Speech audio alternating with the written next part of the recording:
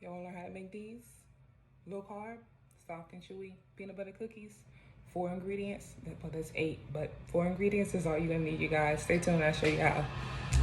If you're a peanut butter lover like me, you're gonna love these cookies. They are simply amazing. Soft, chewy, delicious, crunchy with the crunchy peanut butters, just all of the above. So, and plus they're healthier for you. They're very healthier for you. So if you love peanut butter, you love peanut butter cookies, but you can't have a lot of calories and the carbs, I'm gonna show you how you make you some delicious peanut butter, low carb cookies.